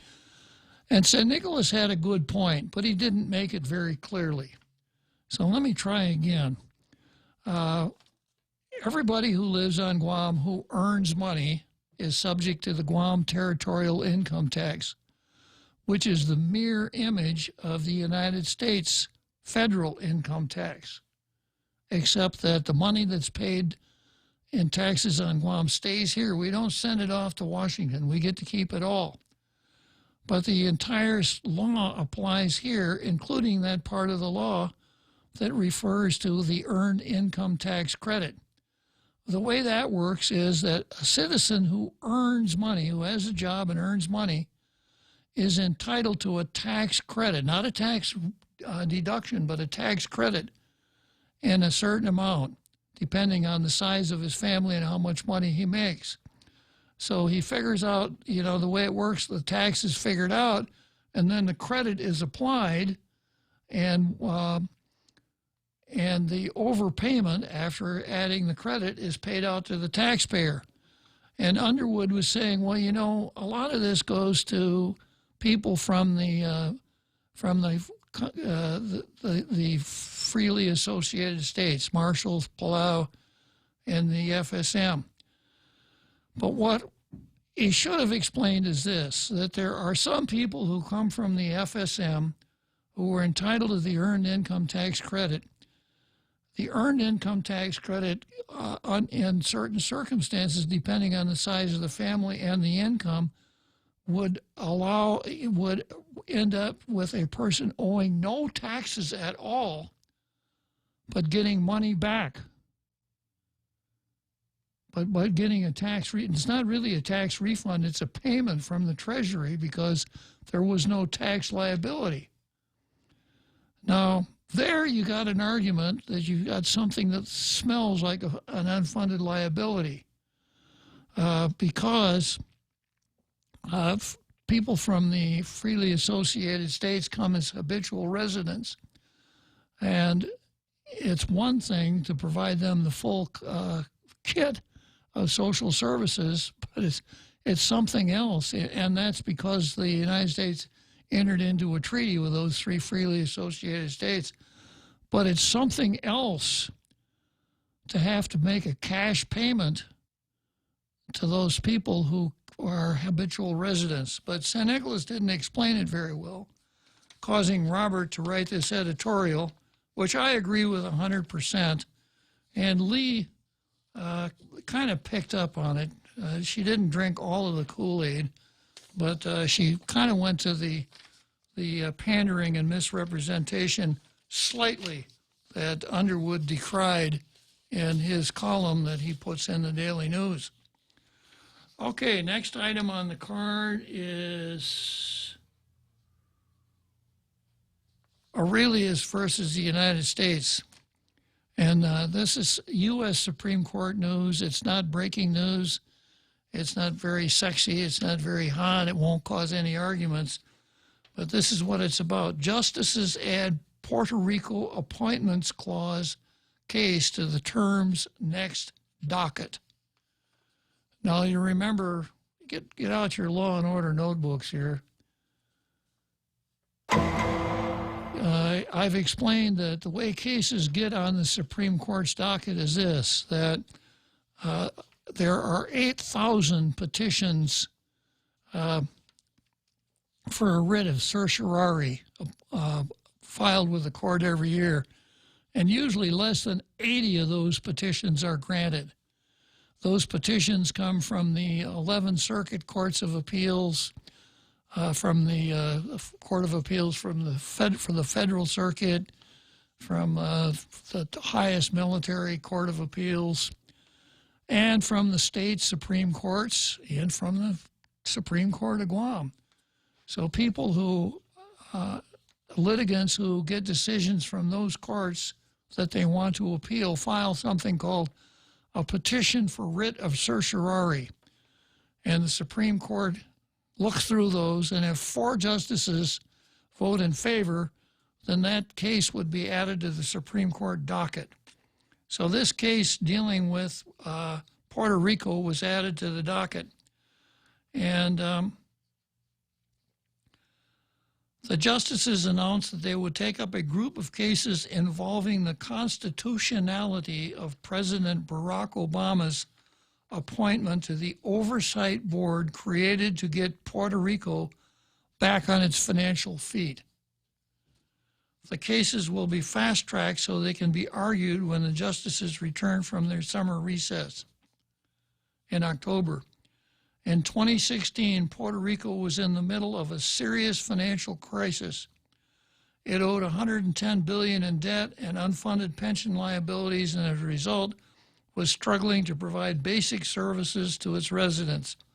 Congress responded by creating an independent board the Financial Oversight and Management Board to oversee the restructuring of the Commonwealth's massive debt and to make fiscal, legal, and governance reforms to bring financial stability back to Puerto Rico. And Aurelius Investment is a hedge fund that invested in distressed Puerto Rico bonds. Challenged the appointment of the board members, as did several others, on the basis that those board members had not been confirmed by Congress. The U.S. Court of Appeals for the First Circuit ruled that the provision of the federal law that allowed members of the board to be appointed without being confirmed by the Senate was unconstitutional. The Court of Appeals stayed its decision pending appeal to the Supreme Court. So let's hope that we're not in, that we don't find ourselves in the same condition as Puerto Rico, although sometimes it seems like we're really trying hard to do that. And we don't have any officials on Guam that are appointed by the president without confirmation. But anytime a case from Puerto Rico goes before the Supreme Court, there's always a good chance that some law will be written down that's applicable to the territories. So I'll keep an eye on that one for you. I'm going to take a break now, and then we'll come back for the home stretch. Business travel just got easier. Take your data plan with you for only $10 a day to all 17 Data-to-Go destinations. Never worry about additional data roaming charges when you go where your business needs you. The US, China, Thailand, and so much more. Have the assurance you need to check emails, surf the web, and stay connected. Call 688-2677 today to make sure your account is Data-to-Go ready. Docomo Pacific. Better together. Liberate your mind with laughter. Budweiser presents Hypnosis Comedy coming to Guam Liberation Weekend. Half a day, Guam. I am comedian hypnotist Rich Guzzi, and I can't wait to see you July 20th and 22nd at the Sheraton Laguna Hotel. With local comedy legend Frank Rios opening the show. $25 general admission, $35 for VIPs. Tickets on sale at 76 Circle K stations and at Coffee Slut. Special thanks to Community First, the Guam Daily Post, Delta Tires, Trivision, and Choice Broadcasting. You will have the time of your life. Liberate your mind with laughter is a GSPN production.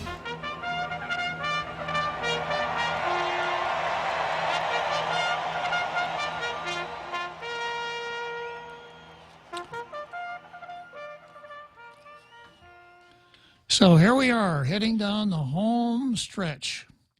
It means I've got about 8 more minutes to go.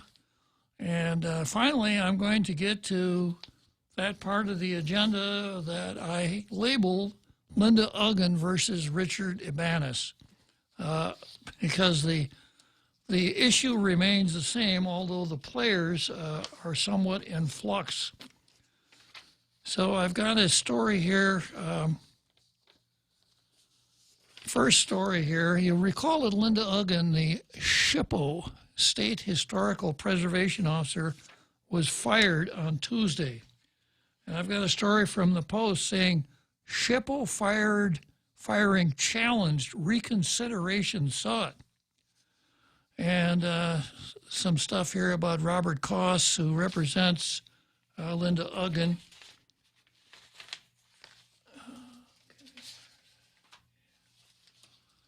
And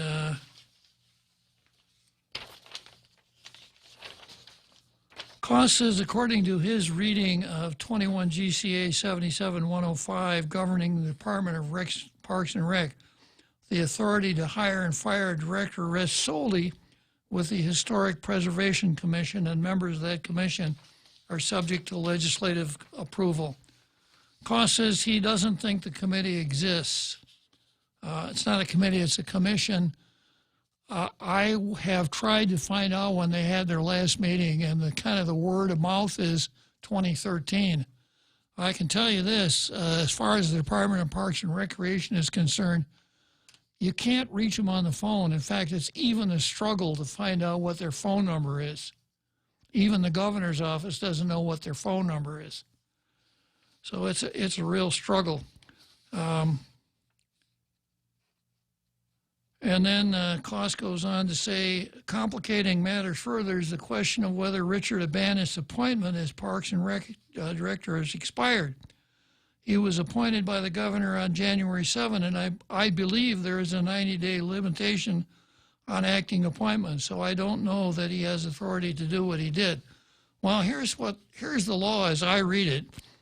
If one were to take a look at, and as far as the Department of Parks and Recreation is concerned, this is what 21 GCA 77105 says.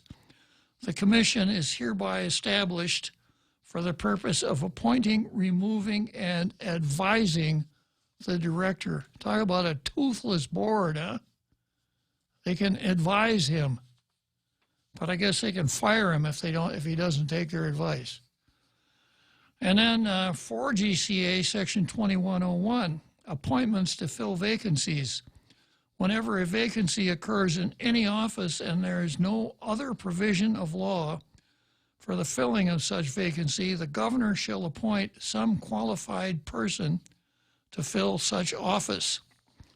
So you could read that two ways. You could say, well, there's a vacancy, and there is no confirmed board sitting to appoint someone to fill that vacancy. Therefore, pursuant to Section 2101, the governor can appoint. He can fill vacancies. But then another way to read it is this. Whenever a vacancy occurs in any office and there is no other provision of law for filling such vacancy, well, there is another provision of law for filling such vacancy. And the other provision of law is that the board, the commission, the Parks and Recreation Commission, fills vacancies. So which is the better interpretation? My interpretation is that the better one is this, that the governor would have the ability to appoint someone when either the board is unavailable because it hasn't been appointed, doesn't have a quorum, or whatever, because just as nature abhors a vacuum, so does government. A construction that would allow a position, a director position, to remain vacant probably would be against the policy of the law. The policy of the law probably favors a regularly functioning government. Here's another way to look at it. Let's say that there were 4 commissioners. The others hadn't been appointed and confirmed. 4 commissioners. And when they meet, you need 4 for a quorum. And 3 of the commissioners want to appoint the real Joe Cruz to be director of Parks and Recreation. A salutary appointment if there ever were one.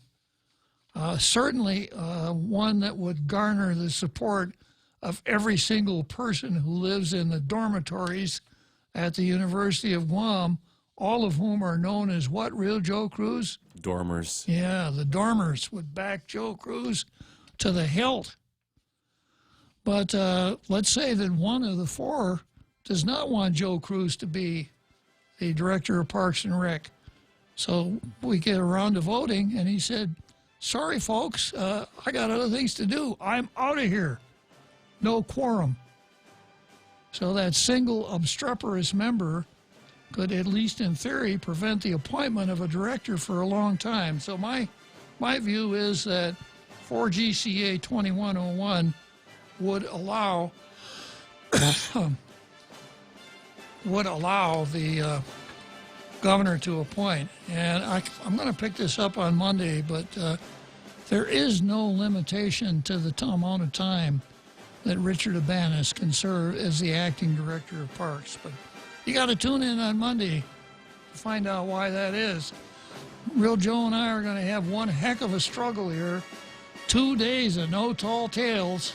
We'll grit our teeth, screw our courage to a sticking block, and we'll be back here at 4 o'clock Monday afternoon for another exciting edition of Tall Tales.